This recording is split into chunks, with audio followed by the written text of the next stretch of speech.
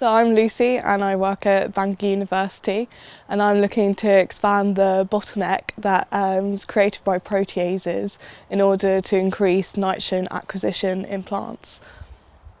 Yeah, so yesterday we had some entrepreneurship training. A professor from Lancaster came in and he talked about how setting up a business and the business models you can use that, which is really interesting for people that don't want to go into academia, to look at how you can actually fit, what your research is into maybe developing a business out of it.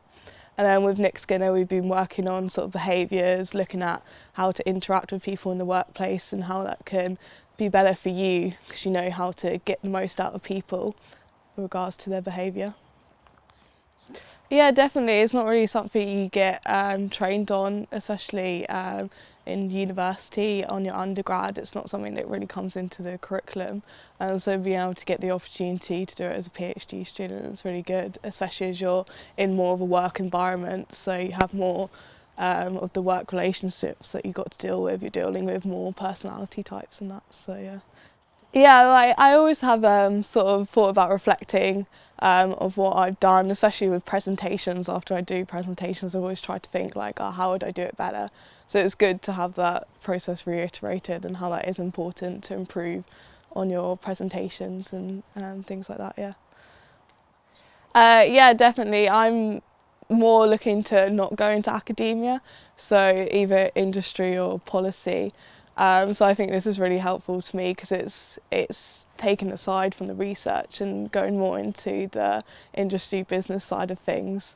And so yeah, it's really helpful for me to sort of have a look in that sort of side and how I could work in there, but still using my research. So yeah. Yeah, definitely. Like especially the entrepreneurship stuff, that's more working in business and business side of things, which is where the industry would fit in. I didn't really know much about entrepreneurship at all. It wasn't really something I looked into. I never really thought about being able to create my own business. So it's definitely given another pathway that's a possibility of being able to do. It didn't occur to me before that it was something that was possible. Especially coming from a very scientific background, you don't really feel that fits in with creating a business. Yeah, I actually think it's a really good idea to have the training in the early days because obviously when you get into year 2 and year 3 of your PhD, you're very bogged down with the actual PhD research, doing a lot of experiments, don't really have as much time to come and do these training things.